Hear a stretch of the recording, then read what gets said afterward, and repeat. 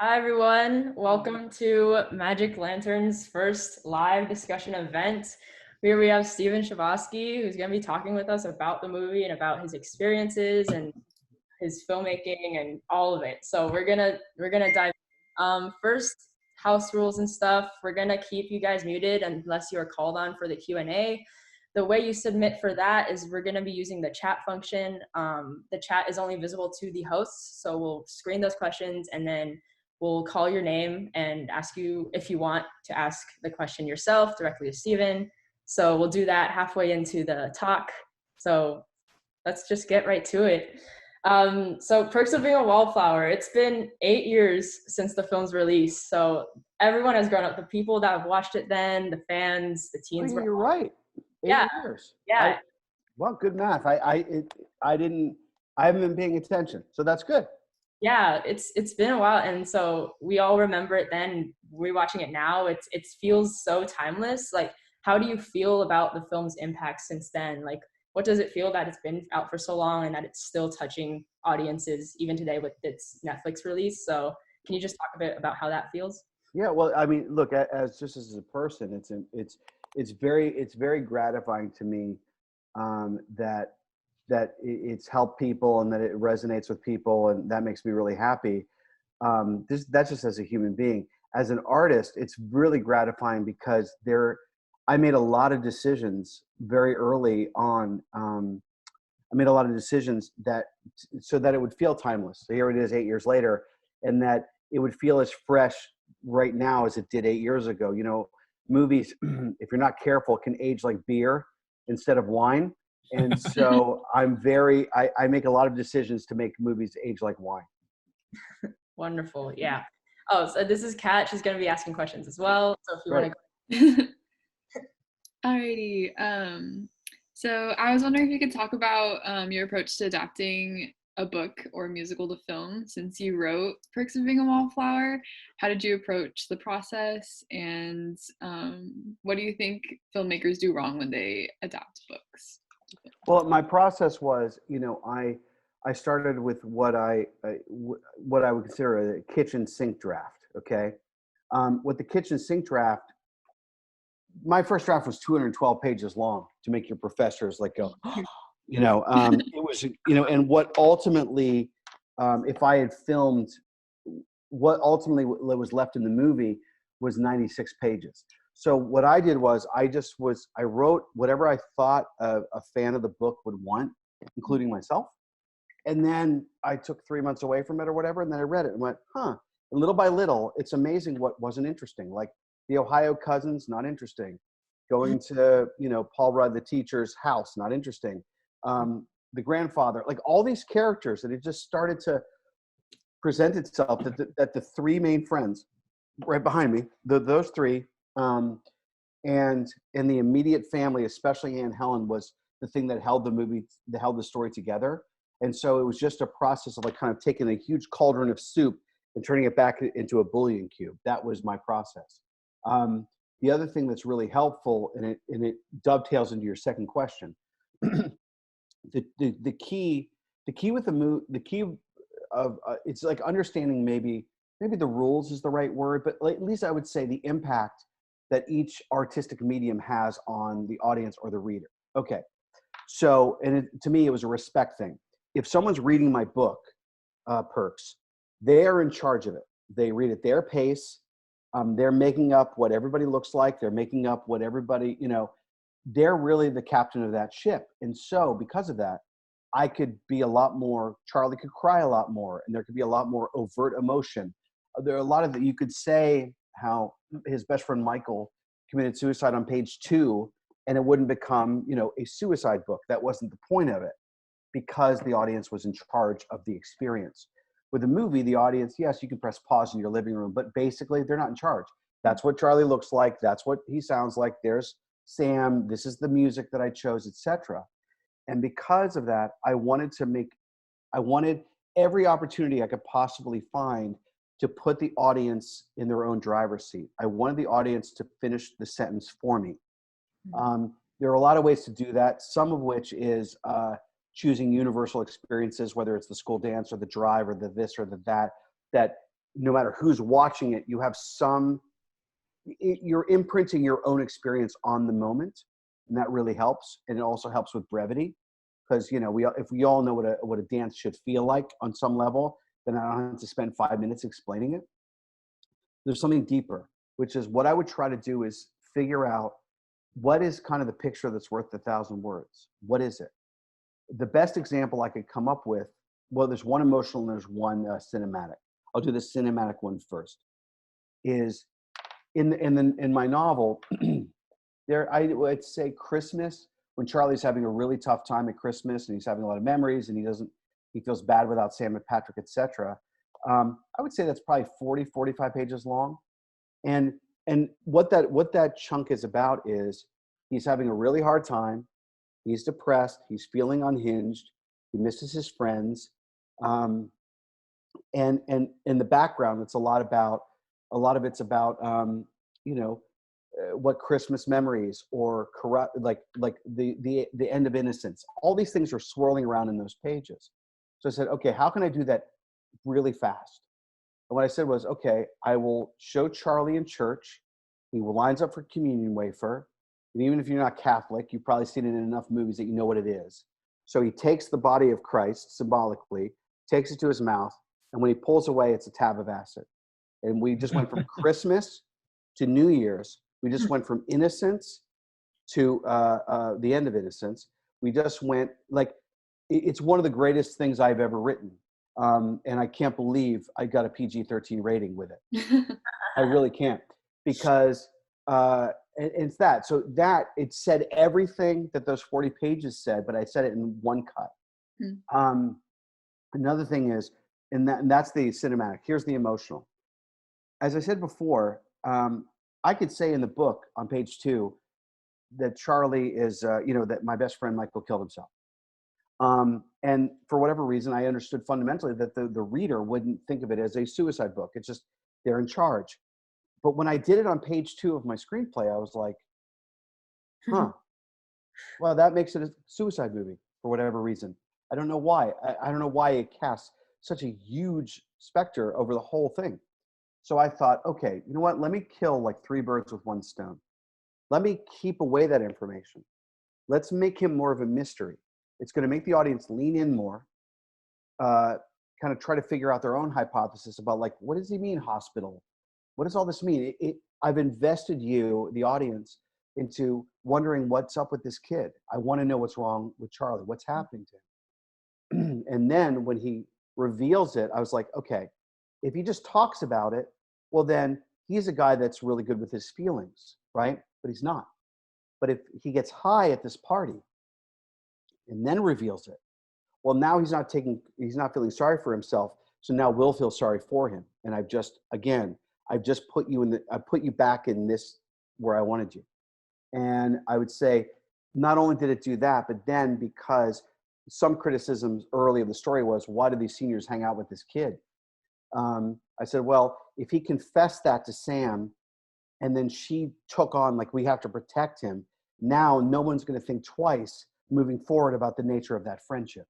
And it makes her a great character and a very loving character. So it was like many birds with one stone, and it was the right decision. And if you look at the movie and you study it from an emotional point of view, you can look at, there are many, like, ask yourself, why did I reveal that piece of information there versus here? And if you notice, I procrastinated all of it until the ultimate conclusion. And that is ultimately what led to almost like a snowball effect to a catharsis, which is ultimately what I wanted the movie to be for everybody. Yeah, so that makes me curious. Like, do you regret, like, not keeping certain things in the movie? Like, do you have any, like, babies that you killed, like, in the writing process? No? Zero. And I'll tell you why. There's a fascinating thing that happens. So I shot a lot. I mean, if you look at the DVD or the Blu-ray, I actually think iTunes might have the deleted scenes as well. There's a lot of deleted scenes, and I shot a lot of stuff. Ultimately, I had it's like I served the movie before I served the book, right? The movie comes first no matter what. And so, again, what I found was, moving forward, I would try to take things out. And then the better the movie got. And even, how, like, sometimes they'll release, like, the extended director's cut, like that kind of thing. Well, I'd say about 6 months ago, I went into the editing room just to see if for the 20th anniversary of my novel, maybe we can do an extended cut. And I put a bunch of stuff back in, took a day off, then came back in and watched it. And it was not nearly as good, you know? And so even if I regretted, like, oh God, I should have kept that one moment in. Now looking back on it, no, nothing. I mean, I wouldn't, if you gave me carte blanche, I wouldn't change a frame of the movie. Wow, that's really cool. So I wanted to ask about like the visual style of the film. And so I know you chose to shoot it on film. Was that like a decision that you worked with your cinematographer to like come with? Like, is that what motivations made you choose like that film look? Like, what was it about it? Well, it was, you know, because Charlie talks about how at the end he says how our pictures will become old photographs, right? And that is a huge running theme in the movie and in the book, of just that this is a moment that you have. And I'm 50 years old now, and I can speak from experience that like I can look at old photographs and just think, oh yeah, and it's that I just knew that it was about that. And so I would have to do it in film. It's like I'm about to direct. I don't know, you know, with everything going on right now, I don't know when I'll get to set, but we're doing Dear Evan Hansen. I'm directing Dear Evan Hansen, the musical. And that is a thing that is born and like that is of this time. You have to shoot that digitally because we're living in the digital time. Perks was about, I wanted to shoot film because it was about old photographs, but because there was a nostalgia to it for me, but also because I wanted to capture the time, you know, and you're too young to like exactly know, but like, and I don't say that in a bad way. Trust me, congratulations, you're young. Yeah. Is I wanted to make a movie about the last moment before there was the internet. Because the internet is, you know, the internet was basically, I was 25 when it, you know, I can't even, it's impossible. Maybe your professors have talked about this. It is impossible to describe how much it changed it. Maybe for your generation, it was like there was pre-smartphone and post-smartphone. That would probably be the biggest seismic shift for you guys. For me, it was, the internet was like, what? And so I wanted to have that last moment of innocence. And there was no digital photography in 1992, 3, 4. Not that I knew of anyway. And so, yeah, that's why I chose film. Very cool. Awesome. I wanted to relate back to the music aspect of the film. Why did you have a specific reason for choosing Heroes as the tunnel song and Come On Eileen as the living room routine song? That's awesome. I love that. Of the two of them, Come On Eileen, that was a no-brainer. That was a very easy one. It's one of my favorite songs for when I was in middle school. I always remembered it. And I remember this is my first movie I ever had with any kind of budget. And I remember thinking, did I get that song? And I asked my music supervisor, Alex Patsavas, and she's like, yeah, you could totally, yeah. For like, I think it was like $40,000, $30,000 or whatever. So we had the budget and it was possible, you know. By the way, don't be discouraged if you make a lower budget movie. The people, they play ball. It's just, we had like 10 million bucks. And so we were able to do it. Anyway, so there was that. So that was a no-brainer. But Heroes was Alexander Patsavas being brilliant, because what I wrote was, you know, when they're in the truck, the kids are in the truck, they're like going, what is that song? We didn't know what it was. I knew that I wanted it to be this thing that no one, because before the internet, you couldn't Shazam it. You didn't know what it was. You could go a lifetime without ever knowing what was that amazing song. And I wanted to capture that. So, and plus for us in the early 90s, David Bowie was more like the guy that sang Let's Dance in the 80s. Like I discovered his earlier brilliant stuff much later. And so Alex just pulled a rabbit out of the hat, because we tried a lot of stuff. We tried a song called Sway by Spiritualized, which is a great song, by the way. If you don't know it, Sway, Spiritualized, add it to your playlist or Spotify or whatever it is you use. We tried a song called Vapor Trail by a band, Ride, another great song. And it didn't quite, neither of them quite had the what we needed. And when Alex came up with Heroes, I thought, well, wow, something that famous. But again, for me, yeah, so that was it. It was, she pitched it, we threw it on there, and it was magic. And we never looked back. And I have to say, I was very proud that Taika Waititi used Heroes for Jojo Rabbit. You know Oh what I my God, mean? that was so funny. Well, I was kind of pissed at first. I was like, hey, that's my ending. And then when David Bowie started singing German, I was like, way to go, Taika. You win. Awesome. So you wrote the novel, you wrote the screenplay, directed the film. Was it difficult to ensure that you had this creative control over the entire like film? Like, did you have to like constantly fight for those rights, or was the production company more like did they just trust you completely? Like, did you have to like fight that at any point and continue proving that Well, you? I think my producers had to fight it more than I did. Um, in the end, because here's what was great about Summit Entertainment back then, and then since Lionsgate, is they they are very reverential to authors. Like they treated Stephanie Meyer for Twilight really well. Um,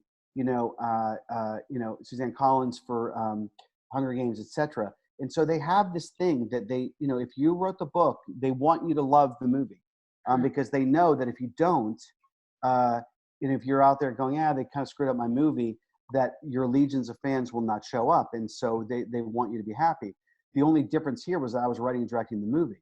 So that like it wasn't, and let me just explain something else as well, because you're a student, and this is how you get the studios to have confidence in you. Okay.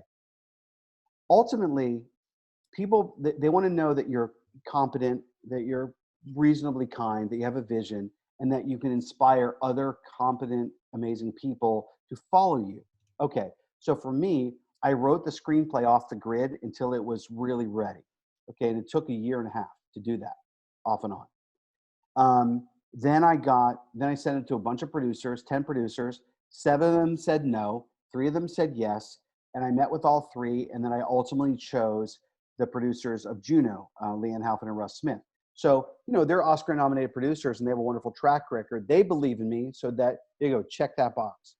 Then you go and then you find Logan Lerman. You audition, you find this character. He believes in me, check that box. Your lead believes in you. Then, Emma Watson, who was, especially after, she just finished her last Harry Potter movie. It hadn't come out yet, but she finished filming it. And she cut her hair really short, and she was like the most popular actress on the planet at the time. I met with her, and she believed in it, and she loved the script, and she was in it and checked. So once we went into Lionsgate, or Summit at the time, once we went into Summit, I already had convinced, including John Malkovich, 5 amazing people that I was up to the task. And there it was like every step of the way was with my passion, can I bring more people on board? And I did. I was like, okay, let me get a start. Oh, I bet Paul Rudd, he would be great as a teacher. If I can get Paul Rudd, then they'll have even more confidence in me. And I just kept trying to build, without making any compromises artistically, just show that this is a movie worth paying attention to. And that's what happened, But again, the author thing was the biggest thing, because nobody was going to mess around with my book. Because like The Perks of Being a Wallflower and it's like the 2 things are synonymous. So they gave me a little extra love there. Awesome. So I was gonna ask, has anyone ever said, "We accept the love we think that we deserve around you," and not known that you wrote that quote? Because it's so iconic and people say it so much. Oh, that's cool. No, that's never happened without people knowing it's me. Oh. I have been shown many, many, many "We accept the love we think we deserve" and "I feel infinite" tattoos. That is always a trip to see somebody's tattoo. But no. Is it weird knowing how like iconic it's become? No, it's not weird. It's very sweet. Like, when I wrote the book, I was 26 years old. I was living in New York, in like a single room that I would literally push my mattress against the wall to be able to write. And so for me, but even in that circumstance, I remember writing a lot of things. And when I wrote that line, I knew I had written something truly special. That those. That sentence would forever, I still think it's the best thing I've ever written, just that single sentence. So every now and then God smiles on you, and you get a good one. And so how it feels, it's wonderful. If it helps people understand, because what I was trying to do at the time was give the reader, the first reader being myself, just a simple sentence, a simple idea that says you're in the driver's seat of your own destiny emotionally. You know, whatever you've been through, trauma, abuse, whatever has happened to you, that we accept the love we think we deserve, is then if you know that you deserve more, then you will accept, like you will keep, and that's just not just romantic love, it's friendship, it's self-love, it's, you know, you name it. And so I just wanted people to know that they deserved as much as they were willing to take on, you know, to give them more power in their lives. That's all that mattered, you know? Yeah. And listen, for whatever it's worth, you know, I wrote the line when I was 26. I didn't really exactly follow it until I was 38 when I met my wife, Liz. So you have time if you're ever like, so go ahead. You were doing a follow-up. Oh yeah, just referencing, I guess, the meaning of it and how it connects to the movie. I feel like Charlie is a very forgiving person. He kind of, at least sometimes, lets the people he cares about walk over him in certain instances and doesn't have super set boundaries. Do you think it's better to live that way? Do you think he's happier at the end of the day doing that and still, I guess, accepting that from like his sister and some other people that just don't treat him well? Or do you think that it would have voted better for him if he had more? I'll say it this way. It's a little more gray than that, in my opinion. It's not an either or. It's more like this. Let's say you're a person without a lot of boundaries for whatever reason. You're a people pleaser, or you had some bad things happen when you were young, and so you don't really know, or you didn't have any modeling, okay? What I'll say is, what I've seen, and I've seen it in myself and a lot of people that I love, if you don't have very set boundaries, well, you can do one of two ways. You can either chastise yourself to grow more boundaries, right? And be very hard on yourself, and that's one way of doing it. And I tried that for a long time, and it never really worked for me. Or you can have no boundaries, but really discerning taste about who to befriend and who to date and who to surround yourself with, who to work with. Because I don't have a lot of boundaries myself, but I have a really acute sense of who is good and who is bad. I have that sixth sense of like, this person is a little, they're reckless for me. And I've passed up jobs, you know. I've met people where my spidey sense was like, nope, I can't go anywhere near that person because they are boundaryless in a destructive way, and I am boundaryless in a kind way. So that's not a good mix. So that's really the advice like I would give. Like, and for Charlie, I would say for him, because I mean he's based so much on me, not 100%, but pretty close, is just that he ultimately figured out, yeah, you can be totally boundaryless if you're surrounded by Patricks and Sams who love you and are not going to take advantage of that kindness. Yeah. All right. One more question for the guided part of this before we jump into audience Q&A or in the lightning round. So there's this chemistry that the three actors have here, and from what I understand, it came like naturally, right?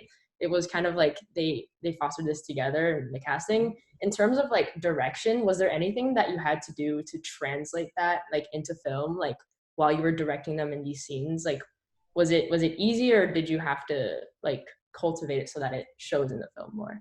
A little of both. I mean, part of it was, some of it I had an instinct that they would get along. Some of it was getting lucky. And some of it was just being a human being. Like, trust me when I tell you, and I highly recommend this to all the directors and all the producers that will be in charge, and writers who will be in charge of casting, is really pay attention to the human being every bit as much as the actor. Okay, I cast people, and I am really interested in, like, when I sit down with Julia Roberts, I sit down with Paul Rudd, or I sit down with Emma Watson, or any of these big famous people. Yes, I know their resume, and yes, I give them, you know, they deserve my respect professionally and artistically, but I'm not sitting down. I'm not sitting down with Julia Roberts' resume. I'm sitting down with Julia Roberts as a person.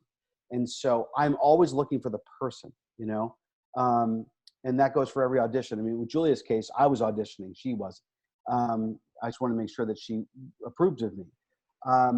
So I would say that. In terms of the three of them specifically, because I had very limited amount of time with them, I knew that what I was like, okay, what can I do? Well, Ezra likes to dance, Emma likes to dance. So I'm just going to have, like, right away, we had lunch, and then I threw them together and said, go cook up the living room routine together.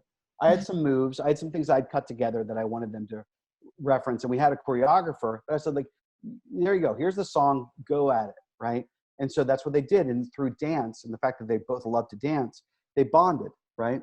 And Logan did something very method. And he basically, did quarantine long before there was quarantine. He put himself in his hotel room for a week, basically by himself, and didn't talk to anybody, just to feel Charlie's loneliness, and which was really effective. And so then what would happen was when we would all get together, just naturally, again, people first, then actors, is Logan was so lonely, he just gravitated towards them. And then there was this magical thing that happened. And this is what's blind luck. The blind luck was this. Emma was incredibly nervous about her accent, incredibly. She had never done an American accent in a movie. And she worked so hard, and she's very hard on herself. She's a very studious person.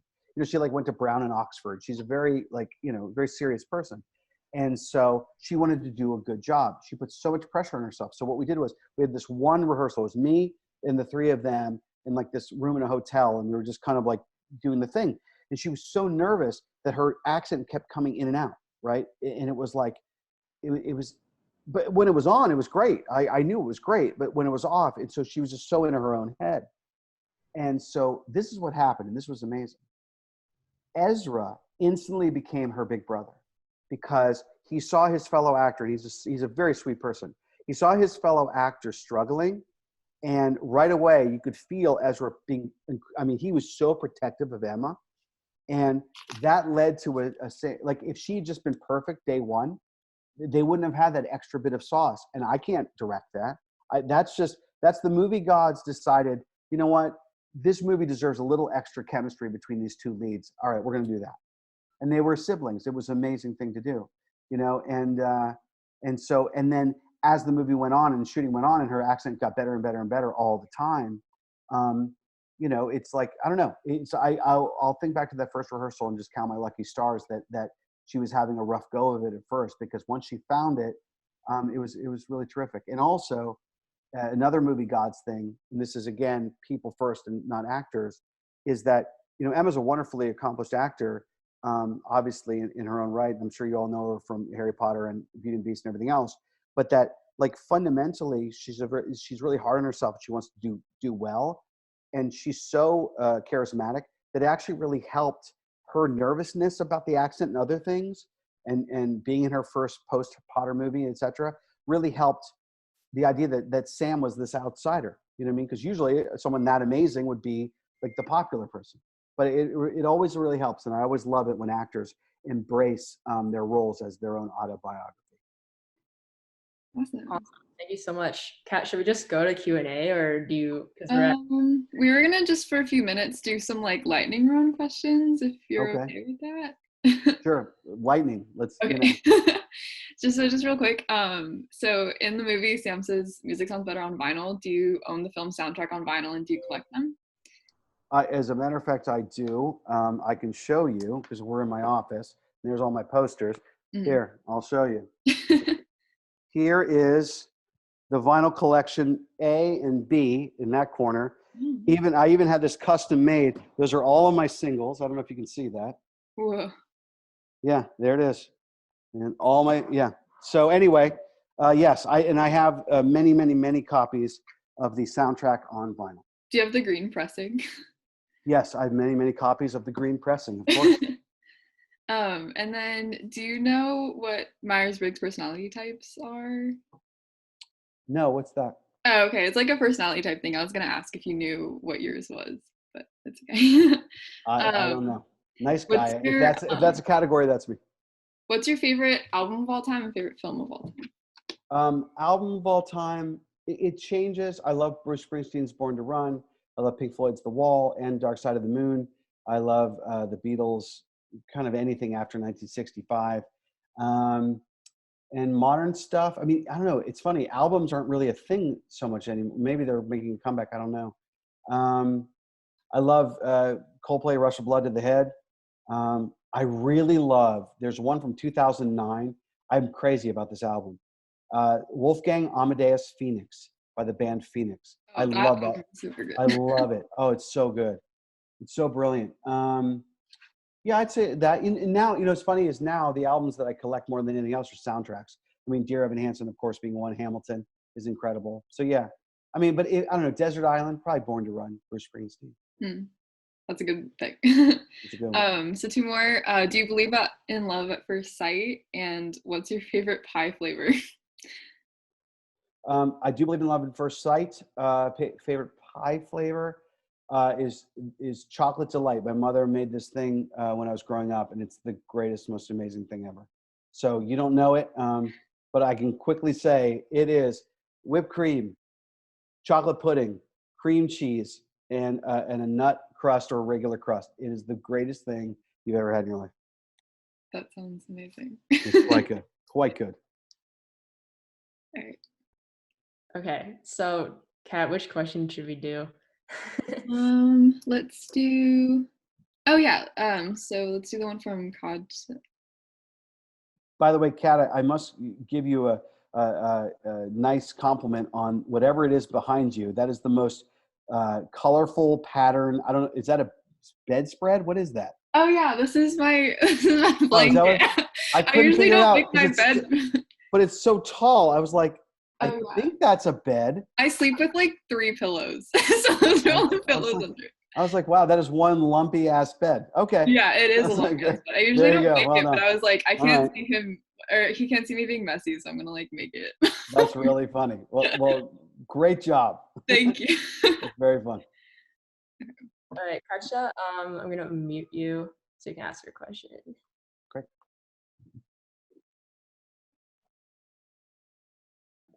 Can you unmute yourself? Okay, I also had to unmute myself at the same time. Hi. Hello. Thanks for taking the time to talk to us today. I was just wondering, since in most of your writing and your films, the narrative is always told from the perspective of children. First of all, do you think that that's just because it's easier for us as viewers and audiences to identify with like an innocent child rather than maybe a more complex, complicated adult that kind of has more responsibility maybe for their actions?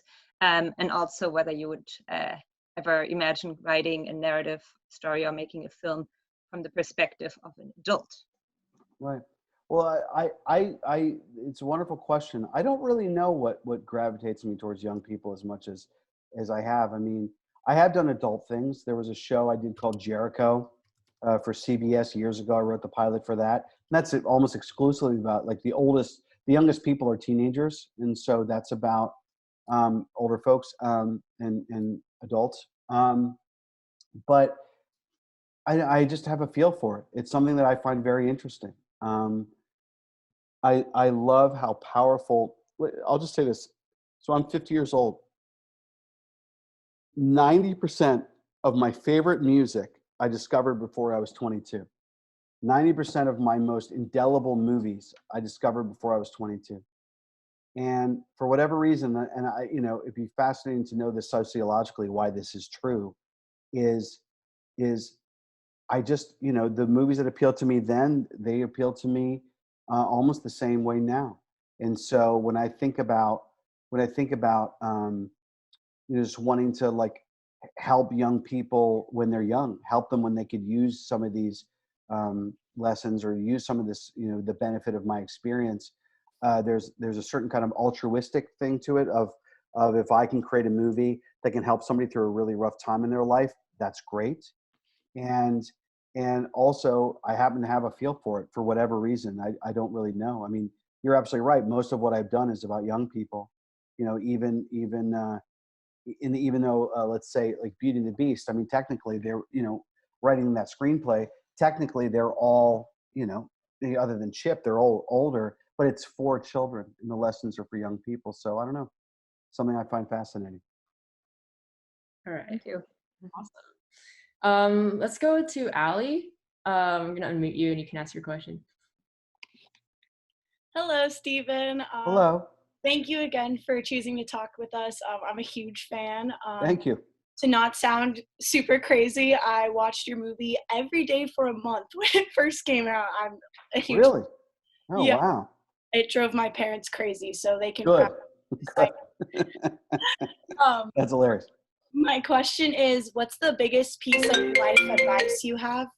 Oh, sorry. That's fine. Getting a call. What's the biggest piece of life advice you have for people that consider themselves wallflowers, and for maybe people that struggle with similar problems to the three friends? Well, I would say this. I would say, first of all, you know, you look at yourself and how you are from the vantage point of that you're okay. In other words, I spent a long time being very angry at myself that I wasn't like tougher or meaner or this or that, until I finally said, forget that. Let me just be around nice people. And now I can be myself and it doesn't matter. You know what I mean? Because they're not going to be mean to me as well. So there's that. And there's another piece of advice that I'll share with everybody. And I've said it to Emma Watson. I've said it to, really everybody except for, my wife, because I actually kind of learned it from her, which is when you're young, for whatever reason, you seem to want to fit your life to the person that you fall in love with, right? And so you're like twisting and turning to like somehow accommodate this connection. And what the advice I give to everybody is, it's actually the other way around. That the person should mold to your life. You're not supposed to like twist yourself into pretzels for this. You're supposed to find the right person that fits what you are and who you are and what your life wants to be. You know what I mean? And so I wish I had had that advice at 22. It would have saved me a lot of time. But there it is. I mean, so really for your original question, which is the wallflower aspect of it, I would just say, whatever issues that you have, whatever it is that you're struggling with, don't admonish yourself. There's no need to be hard on yourself. You count your blessings and you look at your qualities and you say, I'm awesome. And so, yes, do I have to grow? Sure. But do I have to fundamentally change? Maybe the answer is no. And maybe you're fine. And maybe you just got to hang out with better people. Great. All right. Kat, you want to choose the next question? Yeah. I only see the one from Kaja. Are you getting the questions or am I not getting them? Instead of Stacy, I thought her question was interesting. Maya, I'm gonna mute you. There you go. Okay. Hi. Thank you so much for talking with us. Of course. How is it different adapting your novel to a screenplay versus adapting other people's work? Well, it's a great question. I think that, side by side, I have two experiences. And let me just say Wonder versus Perks, okay, as a comparison, because I directed both of them. And in the case of Wonder, I co-wrote the screenplay. I personally find it much more fun to adapt other people's books because I have the benefit of other writers. I have the benefit of another author, and I can also see it a lot clearer.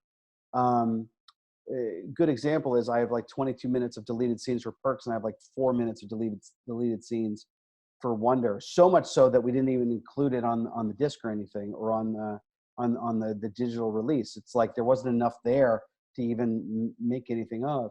And so it's like, in the sense of Perks, I'm feeling much more connected to the material. So maybe it's a little more satisfying, but it's also much harder for me versus somebody else. Because like when doing the other movie with Wonder, I got to know R.J. Palacio really well, the author, and she's brilliant. And I had other screenwriters work, Jack Thorne, Stephen Conrad. There was so many, and these two other guys that didn't get credit, but they were wonderful. It was a real collaborative effort, and it was really fun. So yeah, that's what I would say. The difference is I personally feel less pressure when it's not when it's my book, I feel a lot more pressure to get it right.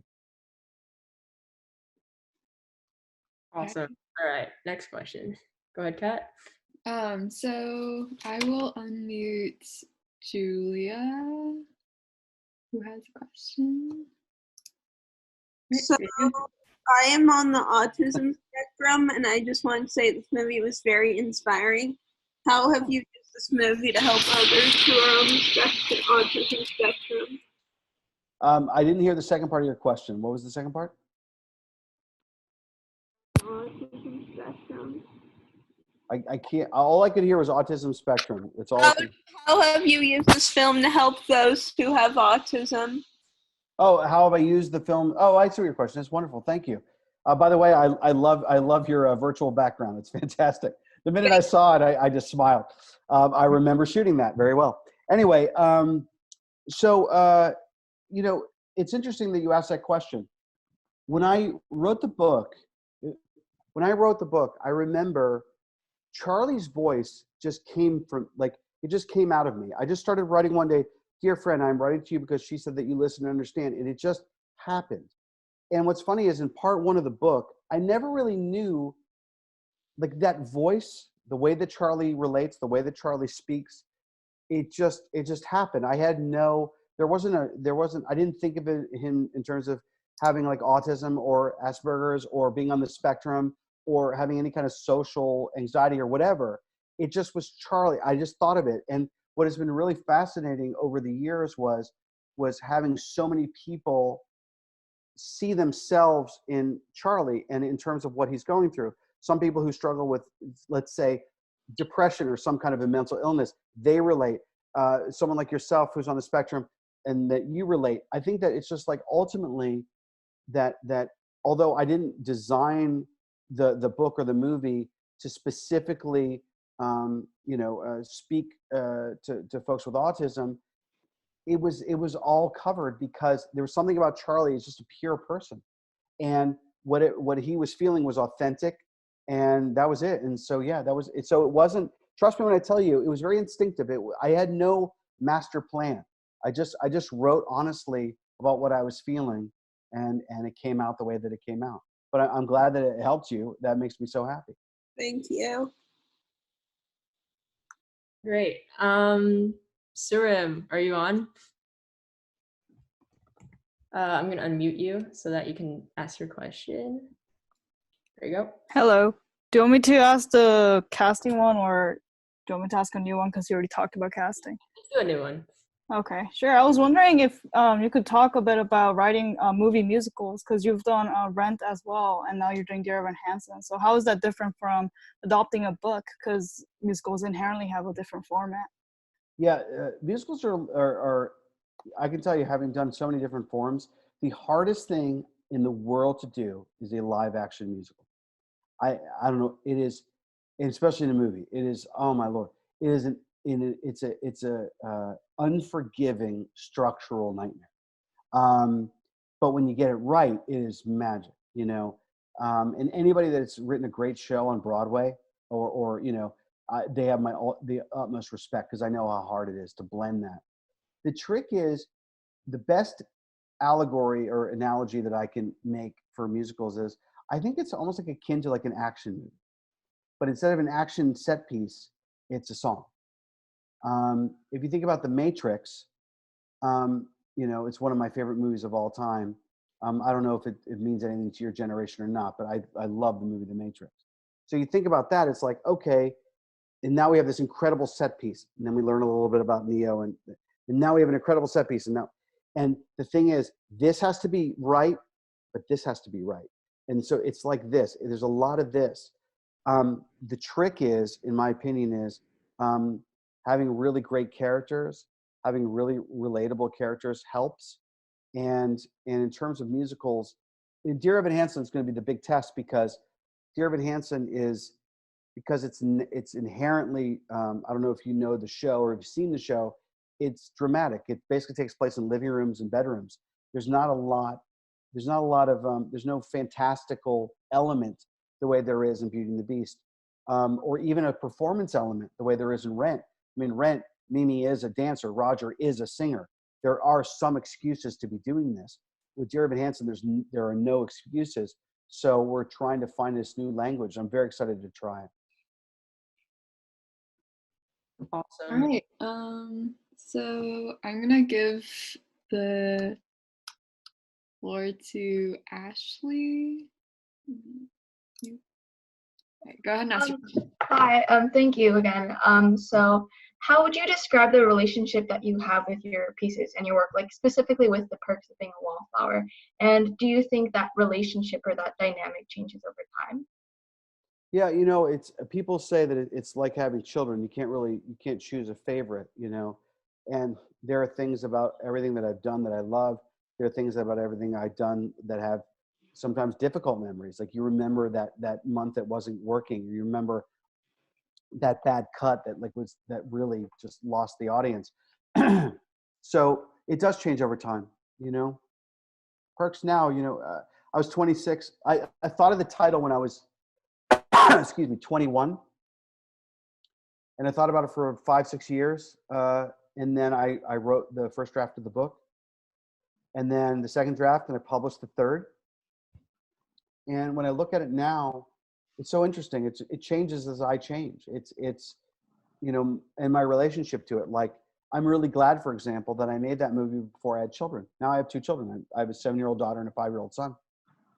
And I worry about them so much that I don't think that Perks would have been the same movie had I made it now, because I wouldn't have wanted it. Just as a father, I wouldn't have wanted them to go through so many hard things. It would have made me uncomfortable and sad, like too sad.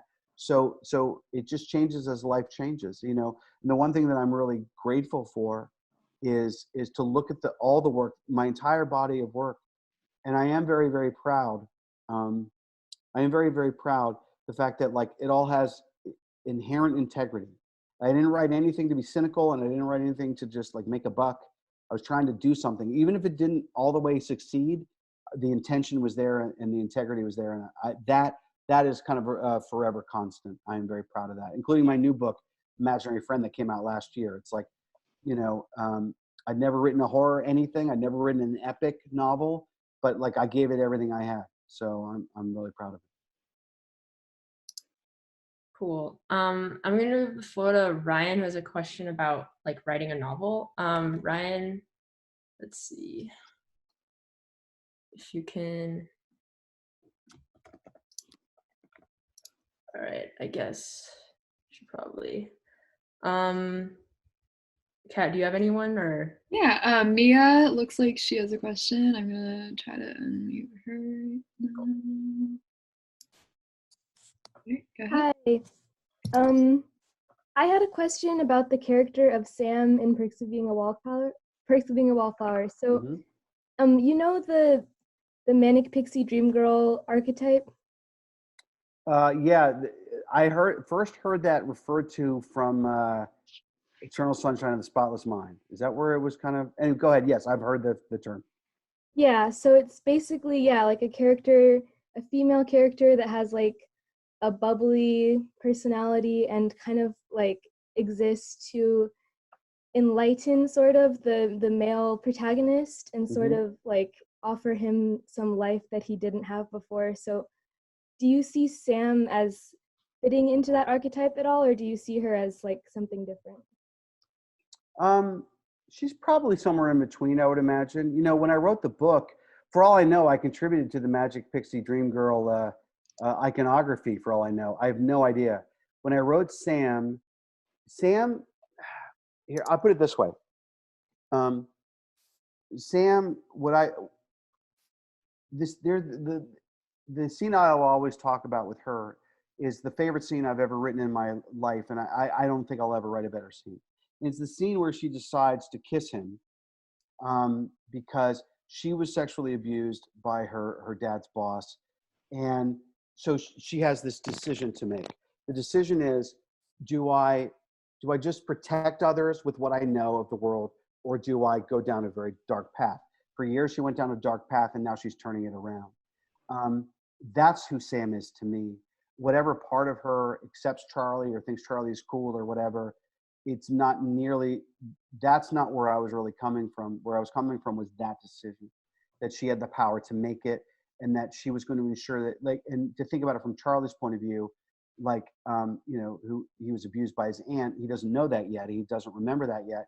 But for him, his first kiss will always be something attributed to love, which I think is very, very powerful. I don't know, you know, beyond that, I'm not sure. Sam was based on one in particular person that I loved when I was younger, and an amalgam of other people that I had met over the time. That kind of mixed together with a fundamental belief that we all have the power to do with our abuse whatever we want. And of all the people who have been through terrible things, Sam, hands down, does the most constructive, great thing with hers towards the end of the story. So to me, she's a really, really powerful character. Thank you. Is there another way to answer it? I mean, that's the best. I never even thought of her in terms of those, that icon. So in what respect do you think? Because it's very interesting. I've never been asked this before in 21 years. Mostly just the way that Charlie like idolizes her, or like sees her as like someone, like he like obsessively likes her almost like all year, and then until she like calls him out on it at the end, saying like, I don't want to be someone's crush.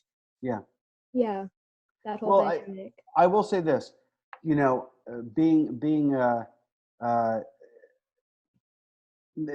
basically that's how boys have crushes. You know what I mean? Like I don't, every guy friend I've ever had, that's it. Like we you know, we idealized women in high school, and it's like the dream girl thing is a real thing because that is how young men love, because they don't know how to do it otherwise. You know what I'm saying?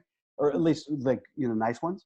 And so, yeah, I mean, it's fascinating to even think about it. Like, I so take for granted the way that I related to women growing up in high school, middle school, and college, that I never even thought about it before. But like, yes, it is. He obsessively likes her, and then she calls him out on it. And I wrote that speech where she's like, I don't want to be somebody's crush. I want you to love the real me. I wrote that as much for Emma Watson as I did for Sam, the character, because here's this person who's been on a million magazine covers, and I know her in real life. And it's just like, there's this, it's nonsense. This whole thing is nonsense in terms of this world, this image that's projected of her versus what she really looks like in real life and who she really is as a real person. And so a lot of it's that, you know, it's tricky. I don't know how to make teenage boys look any differently. You know what I mean? So the best thing I can do is say, hey, you know, it's okay to call us out when things happen. Thank you. Sure. All right. We have 7 minutes left. Let's go to Sarah Nunn. I'm gonna unmute you so you can ask your question. Which question did you want me to? The one that you just recently put about. Okay. Like, well, thank you so much. You're welcome. I have to say, hire Sarah to be your production designer. That's all I'm going to say. That's funny. I'm telling you right now. That's what I do. Yeah, really? I'm not surprised. I was like, that room, I would kill to have that set. You got the dream catcher. You got the old painting that perfectly frames your head. You got the crazy ass purple. Anyway, go ahead. I don't want to waste the time. Well, I was wondering who did you consult, if anyone, while writing these characters, especially like Sam and Charlie, who've been abused sexually? And was there any advice or criticism that you received while writing your novel? Well, no, I didn't do it while I was writing. I did it after. So what happened was, I know so many people who have been through these things. I've been through some of it myself. And so I just wrote from what I understood in the world. And then what I did was, then I gave it, hey, here's my friend, my friend over here who is a psychologist. Here's my friend's wife who was terribly abused by her father. And like, just read it and tell me if I missed anything. I did it more like that. I didn't want to get lost in the research, because what I've learned, and this is for all the writers out there, is try if you can to write at least a rough draft first, at least an outline, and then research, because it's going to save you a lot of time. If you research first, you don't really know what you're looking for, what authenticity you're looking for. And it's all in service, like the story's not in service of the research is in service of the story. And so I always think go story first. So yeah, that's what I did. I've received no criticism. The only criticism that I ever received for the book, other than, why does he cry so much? Which I would probably rewrite now if I had it over to, or why was he that sexually naive at 15? Those are two legit criticisms. And I go, okay, I did the best I could. Beyond that, no. I mean, the one thing people said was, like Julia said earlier, kind of piggybacking on her question, which was, what does he have? What's wrong with Charlie? Like what is that voice? You know, it covered a lot of bases. And so, you know, maybe that was a criticism. People seem to like it because they usually saw themselves in it. Yeah, I think it just seemed so genuine reading the book and watching the movie. It seems to come from a very real place. And I think that's why so many people, especially myself, connected with it. Well, I'm glad. And, you know, it's funny, when I wrote the book, I hadn't really done my own therapy and I hadn't done as much of a deep dive. And then with the movie, I'd done my therapy and I understood it all a lot better. So, yeah, I mean, there's a difference. If you read the one to the other, there's like a young man wrote a novel and a grown man made a movie. Yeah, thank you so much. Sure, thank you. All right, we have a question about Evan Hansen from Evie. I'm gonna unmute you so you can ask. There you go. Hello. Thank you so much for talking to us today. Of course. So Dear Evan Hansen is my favorite musical. I love it great. so much. And there's a lot of similar like themes or topics that like are in Perks and other things like that. So I'm really excited that you're getting to make this movie. You. I was just Me wondering too. I was just wondering how you got the opportunity to work on Dear Evan Hansen.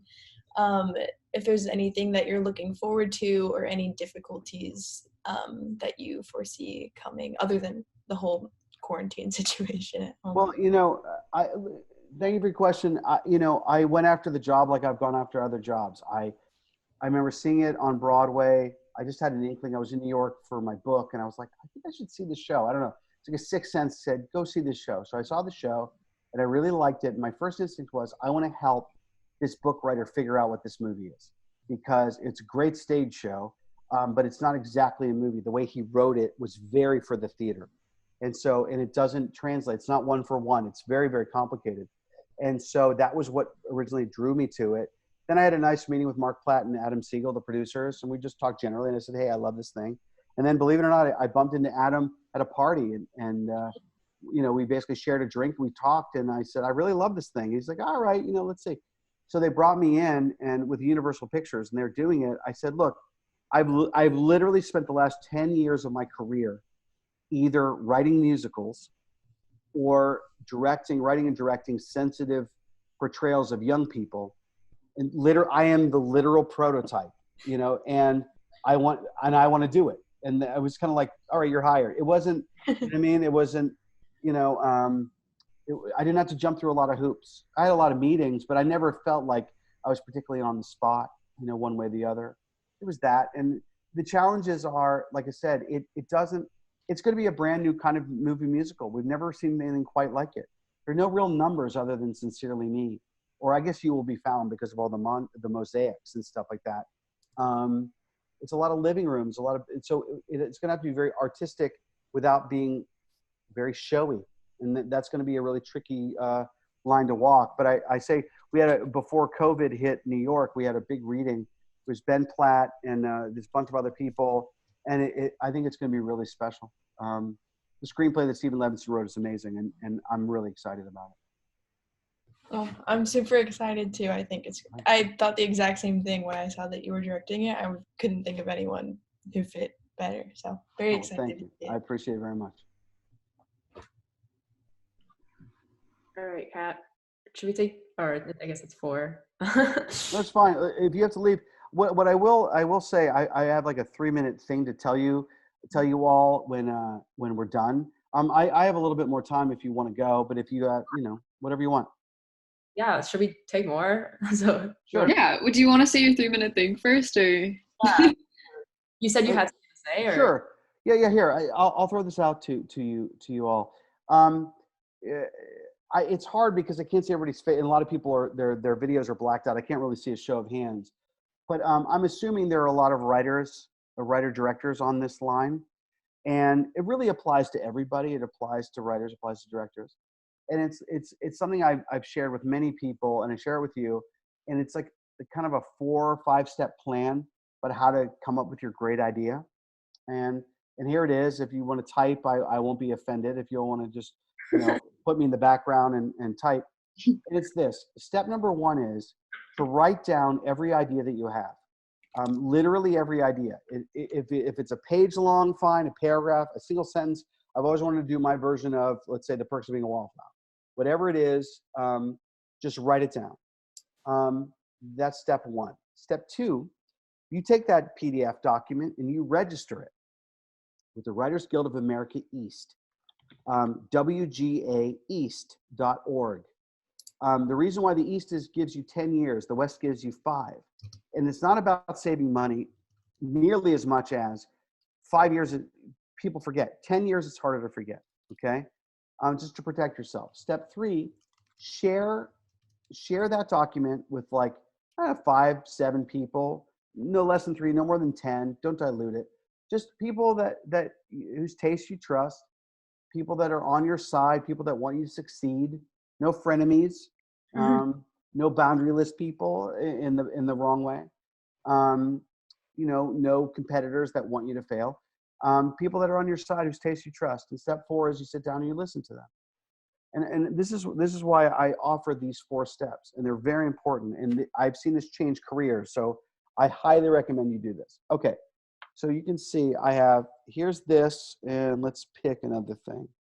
Here, pick my phone. Okay, there it is. Okay, so there's phone and there's glasses case. Okay, so what I've learned about writers, really all artists, but writers in particular, filmmakers, is that taste and talent are 2 entirely different things. We think they're the same, and they're not. You can read The Great Gatsby and you know that it's great, but you can't do it yet because you spent 15 more years reading than you have spent writing. You've spent 15 more years watching great movies than you have making them. And so when you're a young artist, it is incredibly frustrating because you're like, why can I watch this movie and not do it yet? It drives you crazy. It drove me crazy. I remember very well being 21, 22, 23. It wasn't until I was like really about 25, 26 that okay, it's starting to click now with Perks, the book Perks. Okay. So one thing I've also learned about it, so there's talent, there's taste, and there's another thing, which is writers and artists are driven by many, many things. A lot of personal, we've talked about some of them. There could be some demons you have to exercise, or some trauma that you need to work through, or whatever. So that's all there. And so what happens very often is that writers don't know the best version of themselves, or at least the most commercial versions of themselves. Okay, so let's hold this up. So, and I can't tell you how many writers I know that would say they're about to spend a year of their life writing this. They know this is the winner. I'm at UCSB. I'm going to graduate and I'm going to get an agent. And I know this is my script. This is going to do it, right? And you share it with all of your people, and they look at all of your ideas and they say, what about this one, right? You're about to spend a year. And now look, you're all very young. Okay, I'm 50. Let's say it takes you a year to write something really special. Well, you got 60 shots, okay? That's what we got. Not to be all finite with it, but like if you're lucky, you have 60 shots. And if you spend a lifetime, and if 6 out of 7 people go, I actually love this one, and you write this one instead, look, sometimes you need to. Sometimes you need to work through it. Sometimes you need to obsess about it. Sometimes this is going to lead to something really interesting. But by and large, and that exists. But I'm telling you, if you grow accustomed to focusing here, this is what's going to happen. You sit down with your 5 to 7 people, and they say, listen, I don't like this idea, but I love the father character. Maybe that's why you love it and want to write it. Why don't you put the father character in this one? And suddenly, all of your best titles, your best themes, your best characters, find your best narratives, and find the right genre. You put all that together, and suddenly you're doing that thing, like the question I was asked earlier about doing things for children. If you would have told me when I was a film student at USC and I was all obsessed with Scorsese and all these things, that I would be like this family film kingpin, I would have been like, are you, what? But as it turns out, once I found this genre, like Wonder right there, or Beauty and the Beast, I was able to take all of that integrity and all those themes that I care about and put it in like princesses and children and all these things, and suddenly magic happened. So like, don't poo-poo any genre. Don't be higher and mightier than anything. Look at that document, revise it every couple of years. Look at it again and let it grow. Your really smart friends will tell you, listen, these are the 10 titles that would stand out on a marquee. these are the best characters you have. These themes are really relatable and interesting to me, and these stories, and that has a great hook. And sometimes you put it all together, boom, and it's magic. And then you get the agent, and then you get the career. So that is my spiel. And I'm happy to answer more questions, but like whenever I have film students on the line, I have to share that and to save you basically a lot of time in your 20s. Yeah, we all really appreciate it. Like it's one of those things that like your advice, like it means the world, and we're so lucky to learn from you. So just thank you for that bit that you gave us. No, you're more than welcome. And I'll say one other thing, which is with each step up to the plate, okay, you got 60 shots. You know, look, this is just an exercise. And like I said, sometimes you have to write this and it's fine. You know, there's nothing wrong with that. This will lead to something too. But is to put it upon yourself. What happens with young artists is look at all of your favorite movies, you know, whether it's like my movie or it's, you know, The Matrix or it's, you know, P.T. Anderson or it's Wes Anderson or it's Greta Gerwig, whatever. And make that your bar, you know. Be hard on yourself, not in terms of like being like hard on yourself, like cruel, but like try to be the best version of yourself as a consistent thing. And if you set that bar and like, okay, is it as good as my heroes? Could I get it a little closer? And it'll lead to really good things. When I sat down to write The Perks of Being a Wallflower, I wanted to write a book as good as The Catcher in the Rye. You know what I mean? Whether I did or not, who cares? That's what I was trying to do. You know, when I made the Perks movie, I wanted to make a movie as powerful as my favorite movie of all time, Dead Poets Society. Like that was my bar, or Breakfast Club, or The Graduate, or Harold and Maude, or Stand By Me. These are the movies that I worshipped. And so I wanted to add to that canon. If you're going to pick up a camera or pick up a pen, I want you to contribute to the next great thing. Because as a lover of movies, trust me when I tell you, I'm dying to see it. So I offer that as well to you know, hey, you know what? Somebody has to win the next Oscar, and it could be you. Awesome. Oh, that was great. So are you cool with doing questions? Or I know you have children, so I don't want to. Well, I do, you know, I'd say probably another 10, 15 minutes, and then I gotta scoot, but no, I'm good. This is great. Look, you know, it stinks. You guys aren't able to all gather, and what a terrible way to end a school year, especially in film where it's supposed to be collaborative. I mean, I can't get on a set either. So I relate. So at least I can do is give you another 10, 15 minutes. For sure. All right. Kat, do you have anyone? I don't know if you can see. Yeah. Let me see. I was like so like enamored by his advice that I like wasn't looking at the chat. Let's see. I don't think Dylan hasn't asked a question, right? I think he said Dylan said here. Let's see. By the way, are there any boys in your class? We have people from all over. There's some boys in here. I saw. Yeah, there are. I literally, there's not been a single young man that has asked a single. I was like, is this like? We have Alejandro. I can pull him. All right, Alejandro, please, just one, you know, to help me with the Magic Pixie Girl question. Just one young man. All right, you're on. I'm on? Yep, you're on. There we go. Oh, hello. Hello. I gotta say, I kind of do agree with you on the Magic Pixie Girl question. Yeah. Where I can remember crushes I had where they're just like, I don't know, seemed kind of like a dream. Then like 3 days later, we broke up, and I don't know. The reality of being like a middle schooler just comes crashing back in. By the way, I love the frozen screen grab. That is like, you're all regal with your glasses. You're like this. Oh, thank you. Thank kind you. Of fantastic. I tried to get the least grubby picture of myself. I love it. So go ahead. Ask your question. Oh, yes. So I've been wondering, when I write, I usually kind of think how it is like visually. Like I believe I think very visually. I'm just wondering if when you were writing Perks of Being a Wallflower, that you had imagined it from day one being a film. Yes, I did. Well, maybe not day one. Originally, it was just that voice.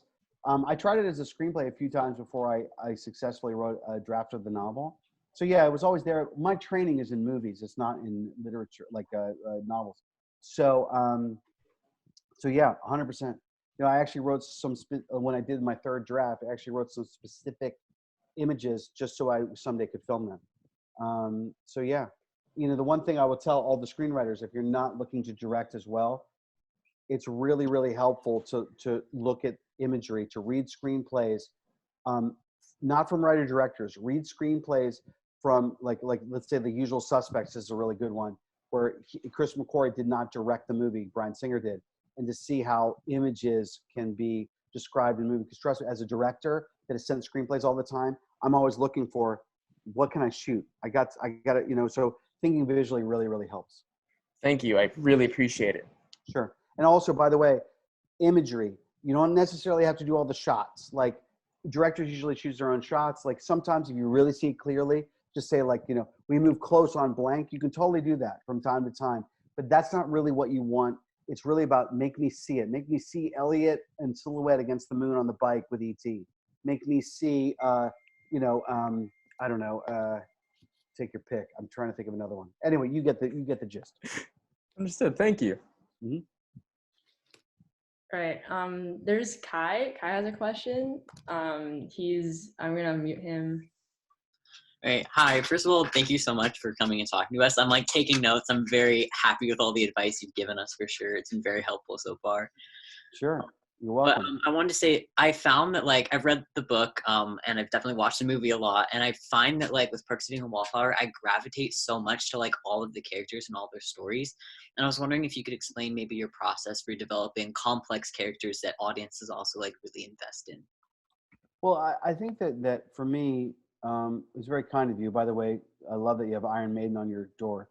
The thing that it's for me is I'm kind of an empath. Like I care about people a lot, and I'm very genuinely fascinated by them. And I'm fascinated not by what differentiates from each other, but I'm fascinated by like what kind of like puts us together, right? What unites us. And so in the case of I'll go case by case. Charlie was basically a very pure, very quiet version of myself. I'm much more outgoing than that. So I don't have that shyness, but I do have an inner kind of social anxiety, and I kind of wrote about it. So Charlie is the best of myself, basically. Sam was, as I said earlier, it started with, like, there's one in particular person that I loved very much when I was younger, but mixed with other people that I knew. Patrick was a combination, kind of similar.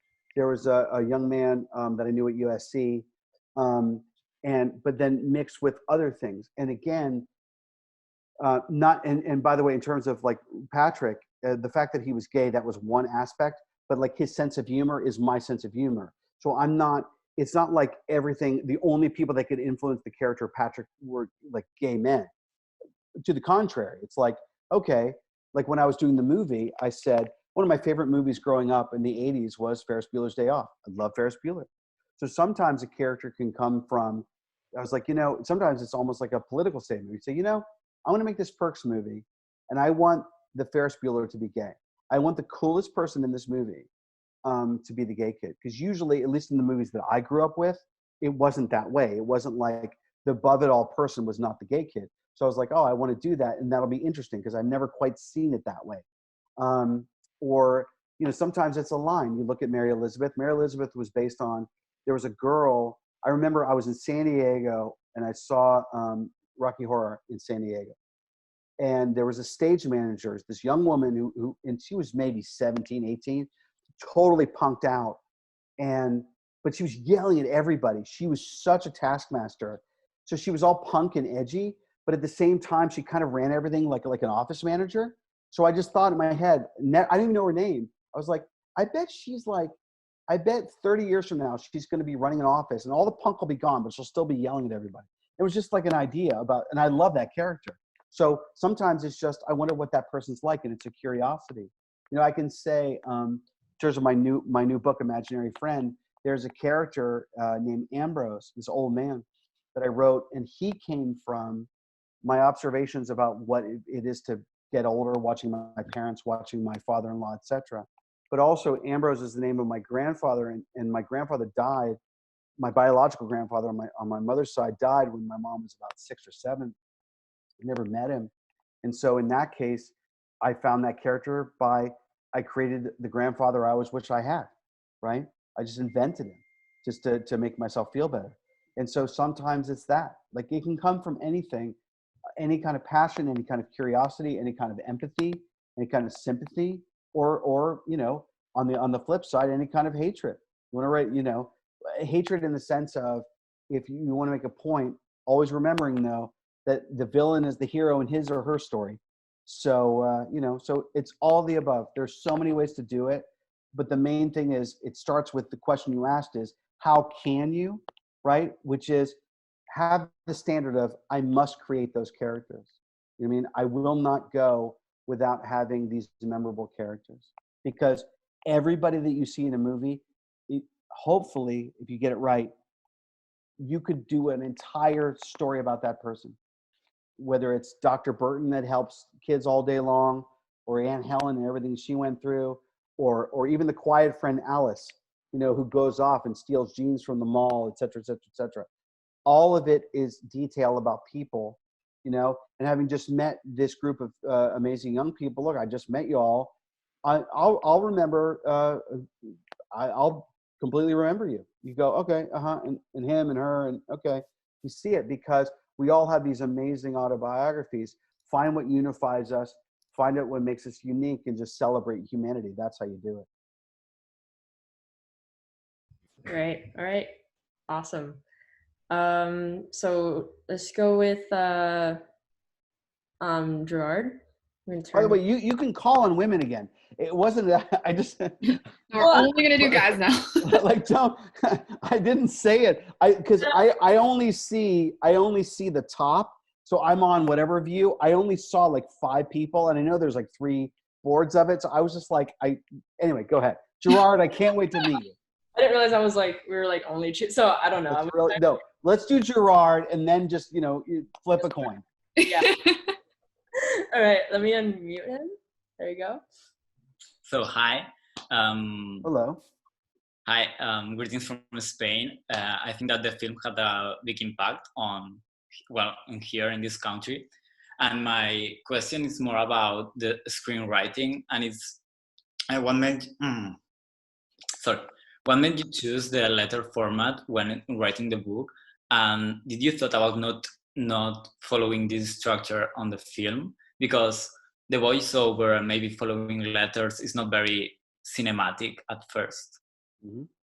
Well, I chose it because it felt like the most immediate way to I wanted to reach the reader directly. I wanted to feel like I'm talking to you.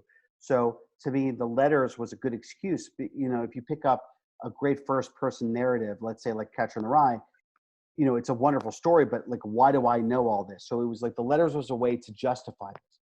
Plus the letters, to me, they implied a loneliness. It's like this kid has chosen this person to confess everything to. And the fact that there's supposed to be a recipient of these letters spoke about his loneliness in a really interesting way to me. When I wrote the original draft of the Perks of Being a Wallflower screenplay, there was no voiceover in it whatsoever. And I did that deliberately as an exercise to like force me to think of the story in another way. And what I learned ultimately was that the voiceover, it was very important to me to look at the letters. I wanted to see Charlie actually physically write the letter. It was still important, this idea of like, I'm observing a young man doing this action. To me, the action of doing it, and then although we never see him mail it, it's implied that he mails it. Doing this and then sending it out into the world, I wanted to observe him. That's why I did it. Well, I didn't think in terms of cinematic terms. I thought about it in terms of point of view. The point of view of the book is 100% inside Charlie's mind. The point of view of the movie is 100% observing Charlie from this other place. Thank you. All right, Kat, do you have anyone? I think we could do like 2 more, or if time permits. So. All right. Yeah. You know what? We'll do a hard out at 4:30. How about that? That sounds good. Great. Okay, so okay.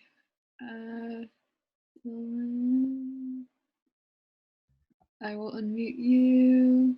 Has a question about the characters in Perks of Being a Wallflower, I think. So you can go ahead and ask your question. Awesome. Hi. I had a very similar question to the question previously, but it was about how to make characters really stand the test of time, because obviously characters like Charlie, Sam, and Patrick are iconic characters in mainstream. How do you create characters with that type of longevity? Well, that's very nice of you to say. I appreciate it. And I would say this is,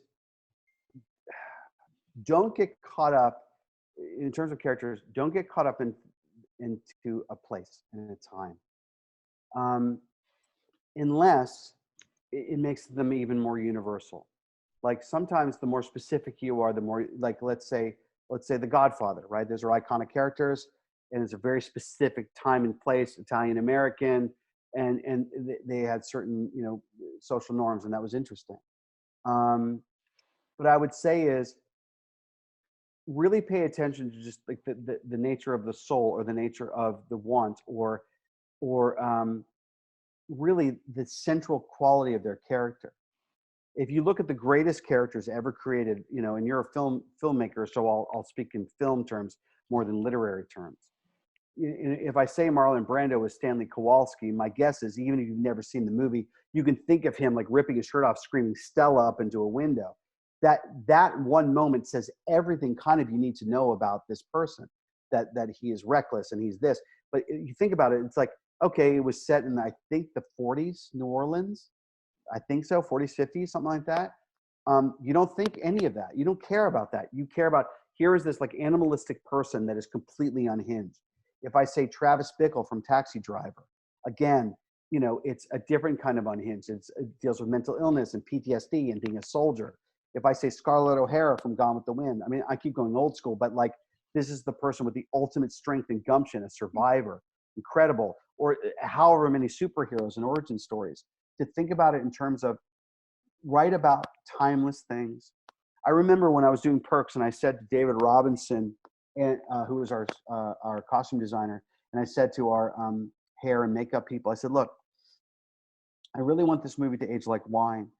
And even though I'm setting it in the early 90s, I don't want people to really feel that. Yes, certain kitschy things, the tape, which is really cool, or certain style things, Trapper Keepers, that are very nostalgic and sweet.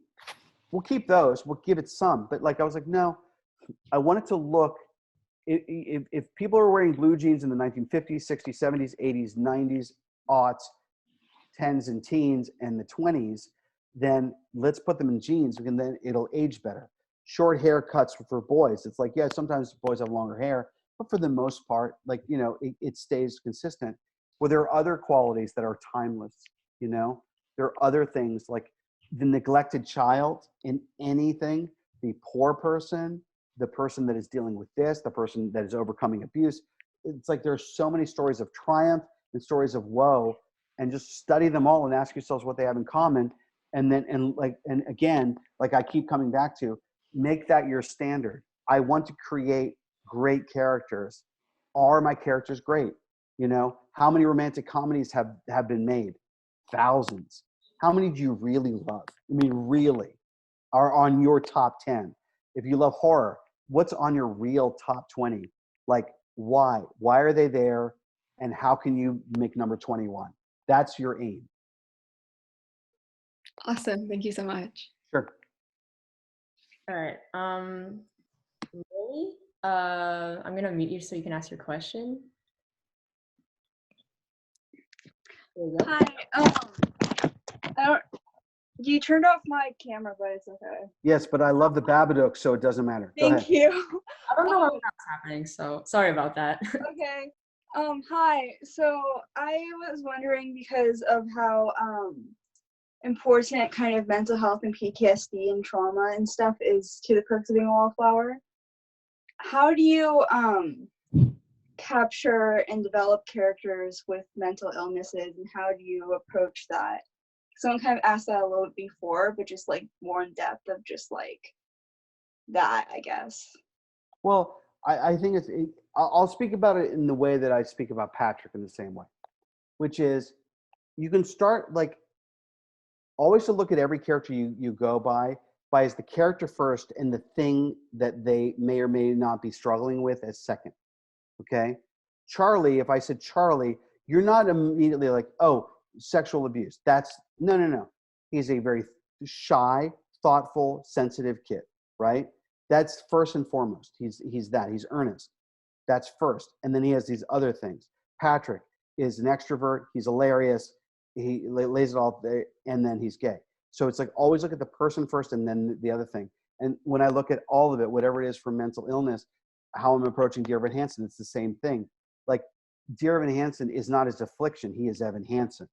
His affliction is a part of him, but so is the ability to connect to Zoe. So is the ability to relate to his mom or feel neglected by her. There's so many things.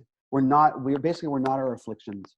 And by starting with that central premise, then I actually believe that we can speak of afflictions with a lot more authenticity and a lot more freedom, because it allows it to be translated to other people that may not really understand what it's like to go through these things. You know, I like my probably favorite example of that was when I did his panic attack. You know, he has his memory, and now there's 3 of him on the road, and he doesn't know where the hell he is anymore. Like in my life, I've had many panic attacks, and I made that movie. When I made that, it's like I basically had one since, because I was able to just like translate this and put it somewhere else so it exists there now. And I spent an entire movie making you love this kid, and then suddenly this kid goes through this terrible thing. And what you don't know is what I've just done is I made you fall in love with a kid. And if you've been through trauma yourself, then you feel badly for Charlie, then don't you deserve it too? That's the trick. That's what empathy is. You create this connection to the audience, and then you take it in this way that you want the audience to experience. That's the magic of the movies. Whether people are that deliberate about it or not. When I wrote a novel, I wasn't deliberate about it at all. When I wrote the movie, I was so deliberate, you'd be astonished how much of this was planned to make people really care about their own trauma. Wonderful. All right, that pretty much brings it up to 4:30. We have the last 2 minutes. So. And by the way, Lily? Are you a DP? What? What do you want to do? Direct? Because that is a perfectly composed shot that you're giving me. You have this. You have right there. Oops. You have that amazing bounce off the purple there. Then you have this, and you're perfectly framed with your. It's a brilliantly composed shot. It's like earlier, I forget her name, Sarah, I think it was Sarah Nunn, right? Who is the incredible production designer. You should team up. Thank you. So go ahead. Is there one more question, and then we'll. Who wants to ask the last question? Anyone? Kat, who would like to do the last one? Kat. Oh, why are you muted? Unmute. Okay, hello. Hello. Were you asking if I could ask it? Basically, I have time for literally one more question. Whoever would like to ask it, that's cool with me, and then I'll bounce. I wanted to ask you like what you would define romantic love as, because you said that it changed for you from when you were like in your early 20s to now. So I guess how it has changed. Okay. Well, this is how it changed. When I was younger, well, yeah, Lily, I liked your second shot even more. So this is how it changed. When I was younger, I thought that like, you know, I was a pretty traditional person. I'm from Pittsburgh, and I was a pretty traditional guy. I always wanted to get married and have kids. I was always, you know, I wanted that, and it eluded me forever. And then I finally figured out that, like, for me, romantic love, it was like, I always thought that the point of the most important aspect of marriage was love. And and there's a second, and I didn't know until I met Liz that what was missing. And this is what was missing for me. Fundamental mutual respect. Romantic love to me is like, you know, when you meet first and there's a honeymoon phase and, oh my God, they're so beautiful, et cetera, et cetera. We all know that. But like, look, I'm almost married 10 years now. I have 2 kids. You know, trust me, when Theo just decides it would be hilarious to like smear, you know, food all over the walls, you're not thinking, God, I love my wife in that way. You're not. But if there's a foundation of respect, then you can overcome anything. It's that. it's respect. Because if you have love and you have respect, then you're gonna, I think you're gonna have a really great bond. By the way, mutual. It's not there. You must respect the person that you love, and they must respect you in return. And like I said earlier, that's why I mean by don't choose your life to fit your partner. Choose your partner to fit your life. If you at your authentic self and you're being your authentic self, then you'll be loved for your authentic self.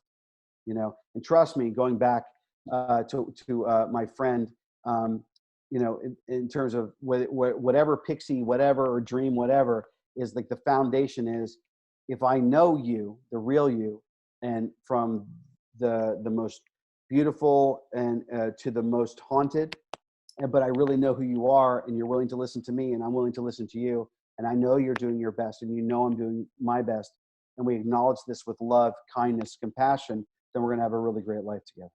So that would be, really wild question to end a film Q&A seminar on, but that was kind of great. It's been a very interesting discussion. From my point of view, I hope I was even remotely interesting to everybody else. I have to say, big shout out to UCSB, which, by the way, I love up there. My wife and I, my kids, we go all the time, usually on our way to Solvang, but we always stop. We love it there. Yeah, it's a pretty great place. Thank you so much again. We appreciate your time and for going over the hour with us. And we hope you have a wonderful day. Yes. Oh, hey, you know what? Let me offer you one more thing, and then I'm going to go. Yeah. And here it is. Production, especially because you're all young, production is going to change a lot. Crowd scenes, until we have the vaccine, it's going to change. It would be a really good time to start thinking about ways to make a movie that can take place in a couple of locations with only a few people. You know what I mean? If you can figure that out and you can make those movies, you can get that stuff noticed right now. Just FYI. For sure. Yeah. You know what I mean? Right now, this would be 3 locations and 6 people that can be tested regularly. It's like Cabin in the Woods time. You know what I'm saying? Yeah, I have a feeling that a lot of great art is going to come out of quarantine, honestly. And there already is. People are doing really creative stuff. Yes, they are. Cool. All right. Well, thank you so much. All right. Thank you. All right. Well, take care, everybody. Good luck. All right.